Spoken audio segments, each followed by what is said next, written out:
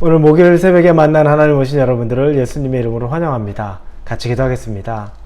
하나님 감사합니다. 오늘 하나님이 우리를 또 불러주시고 지난밤에 우리가 잘 자고 고된 하루를 마무리했지만 새날을 하나님이 허락해 주셨습니다. 새날을 예수님 안에서 기뻐하기를 원합니다. 그리고 이 새날을 하나님이 원하시는 그 삶을 살기를 원합니다. 그리고 이 새날에 성령님의 인도하심을 누리기를 원합니다. 삼위일체 하나님, 아버지 하나님, 성자 하나님, 성령 하나님과의 동행이 있는 이 목요일이 되도록 함께하여 주옵소서. 만나는 사람을 통해서 사랑과 은혜를 경험하게 도와주시옵고 돕는 손길을 베풀어 주시옵고 또 내가 다른 사람을 돕는 사람이 되도록 오늘 하루를 인도하여 주시옵소서. 예수님의 이름으로 기도합니다. 아멘. 오늘 말씀은 로마서 5장입니다. 로마서 5장 1절에서 2절 말씀입니다. 로마서 5장 1절에서 2절입니다. 우리 찾으셨으면 같이 로마서 5장 1절부터 2절 읽겠습니다. 그러므로 우리가 믿음으로 의롭다 하심을 받았으니 우리 주 예수 그리스도로 말미암아 하나님과 화평을 누리자. 또한 그로 말미암아 우리가 믿음으로 서 있는 이 은혜에 들어감을 얻었으며 하나님의 영광을 바라하고 즐거워하느니라. 아멘. 우리는 지난 두 번의 시간에 걸쳐서 아브라함의 믿음에 대해서 보았습니다. 아브라함이 의롭게 된 것은 율법도 아니고 할례도 아니었고 의롭게 된 것은 믿음으로 말미암아 의롭게 된 것이었습니다. 그런데 그 믿음은 우리가 생각하는 아들 이삭을 드렸던 그런 믿음 때문에 하나님이 그를 의롭다고 말씀하신 것 아니라 그런 행위 이전에 창조주 하나님이시고 또 다시 살리시는 부활의 하나님을 믿었던 아브라함의 그 믿음이었던 것을 우리는 보게 됩니다. 즉 우리의 행위로는 의롭게 될 것이 아무것도 없는데 하나님은 우리의 그 순수한 믿음, 하나님을 바라보는 믿음만 바라본다는 거죠. 자, 그러면 오늘 본문의 1절, 2절에는 원래는 11절까지 우리가 보는 건데 1절, 2절만 보지만 거기에는 우리 믿음으로 의롭게 된 사람들이 꼭 아브라함만 그렇게 의인이 되었을까, 의롭게 되었을까? 아니라는 겁니다.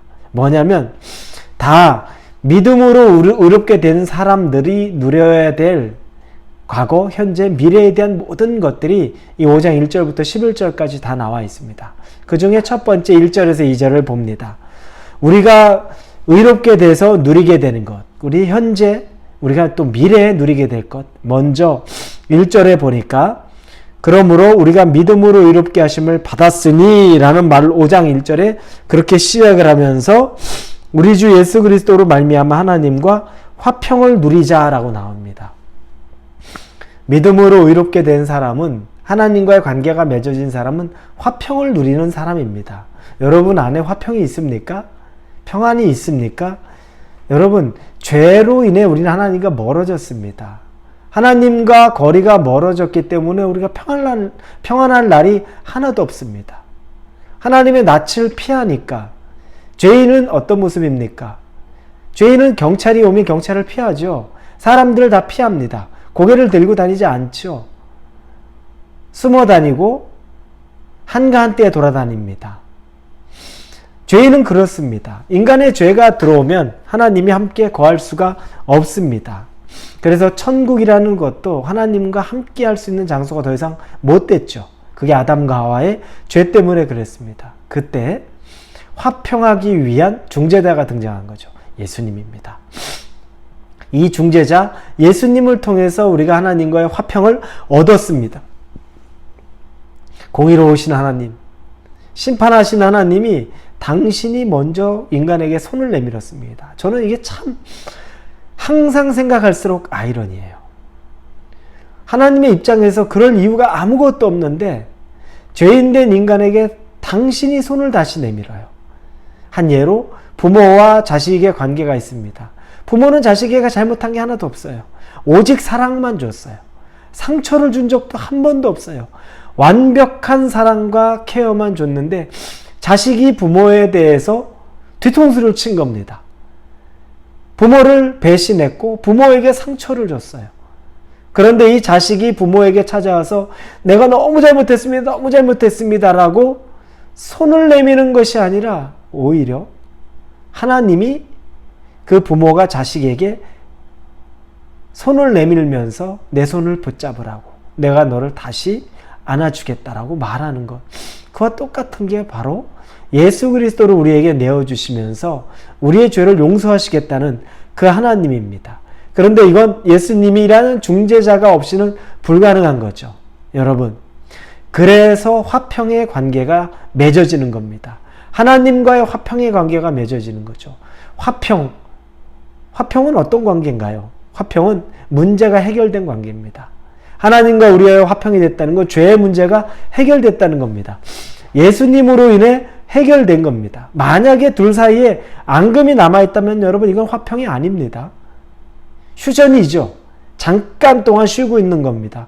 그런데 이제 평화의 조약이 맺어졌다는 것은 완전한 관계가 된 겁니다.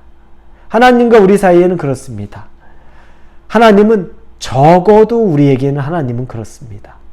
오늘 본문의 말씀 시편에 보면 103편 12절에 동이 서에서 먼 것 같이 우리의 죄가를 우리에게서 멀리 옮기셨으며, 동과 서가 얼마나 먼데 동쪽에서 뜨고 서쪽으로 지는데, 그런데 우리의 죄가 우리에서 이렇게 멀리 옮기셨다. 그리고 이사야 43장 25절에 곧 나는 나를 위하여 너의 허물을 도말하는 자니 너의 죄를 기억하지 아니하리라.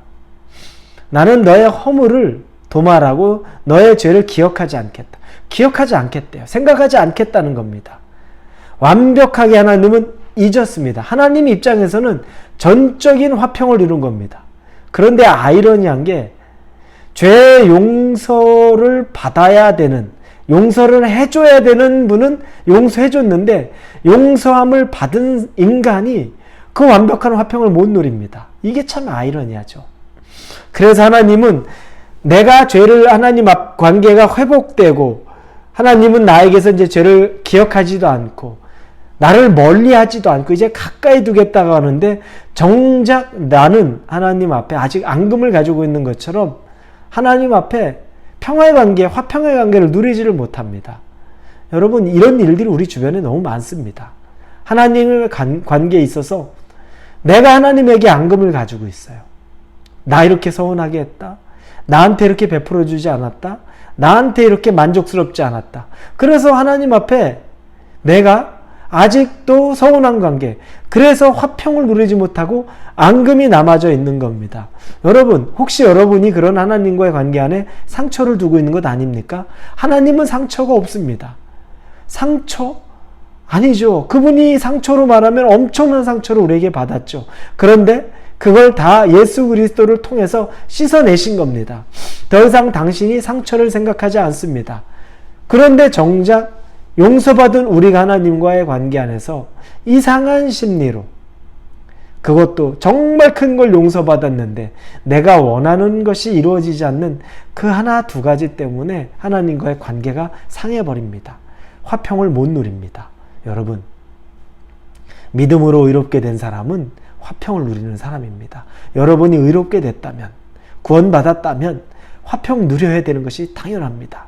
그 못 누리고 있는 이유가 무엇인지를 좀 알아야 됩니다. 혹시 여러분이 그 안에서 여러분만 가지고 있는, 마음속에 여러분이 담고 있는 것 때문에 하나님과의 관계의 화평을 못 누리면 이걸 가지고 내려놓으십시오. 하나님 앞에 내려놓고, 하나님은 적어도 당신의 입장에서 모든 걸 다 풀었습니다. 내가 풀면 되는 겁니다.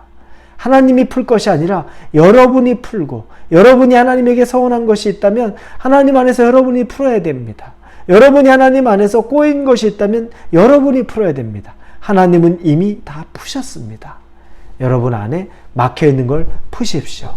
자, 두 번째, 이 화평은 현재적으로 우리가 반드시 누려야 되는 겁니다. 두 번째는 은혜에 들어가는 겁니다. 2절에 또한 그로 말미암아 우리가 믿음으로 서 있는 이 은혜에 들어감을 얻었으며 하나님의 영광을 바라고 즐거워하라. 두 번째, 또 세 번째, 이건 합쳐서 은혜에 들어가게 되고 하나님의 영광을 바라게 된다는 겁니다. 여러분, 은혜는 내가 노력으로 얻는 건 사실 아닙니다. 은혜는 하나님이 부어주셔야 됩니다. 그런데 구해야지요. 내 안에 은혜가 없다면 내게도 은혜를 주옵소서. 내 능력으로 갖는 것이 아니기 때문에 하나님에게 구해야죠. 왜냐하면 은혜는 하나님이 주시는 거니까. 그리고 믿음으로 서 있는 자에게 이 은혜는 누리게 돼 있는 겁니다. 혹시 여러분이 은혜를 못 누리고 있습니까? 구하십시오.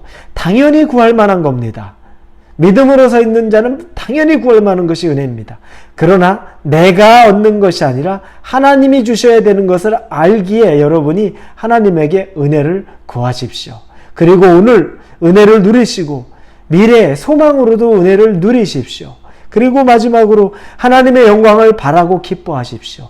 이거는 더 미래적인 거죠. 하나님, 지금 내가 살아가지만 내가 살아가는 내 삶 속에서, 그러나 내 자녀의 삶 속에서, 우리 가정의 삶 속에서 하나님의 영광을 바라보고 살게 하여 주옵소서. 우리 인생의 골이 부자가 되는 것, 높은 자리를 얻는 것, 명예를 얻는 것, 이게 아니라 하나님의 영광을 바라보는 것이 되게 하여 주옵소서. 나도 그렇게 되고 우리 자녀와 우리 가정도 그렇게 되게 하여 주옵소서. 여러분, 믿음으로 의롭게 된 사람들은 이걸 누리는 사람입니다. 오늘 하루 여러분, 이 목요일 아침에 하루를 사시면서 여러분이 만나는 사람과 하나님과 화평을 누리고, 그리고 하나님으로부터 은혜를 경험하고, 그리고 하나님의 영광을 바랄 수 있는, 경험할 수 있는 그 하루가 되기를 예수님의 이름으로 축원합니다. 기도합니다. 하나님, 아브라함만 은혜를 누린 것이 아니라, 화평을 누린 것이 아니라, 영광을 바라본 것이 아니라 우리도 누려야 된다고 말씀하시는데 그 은혜 누리기를 원하고 화평을 누리기 원하고 영광을 바라볼 수 있게 하여 주옵소서. 예수님의 이름으로 기도합니다. 아멘.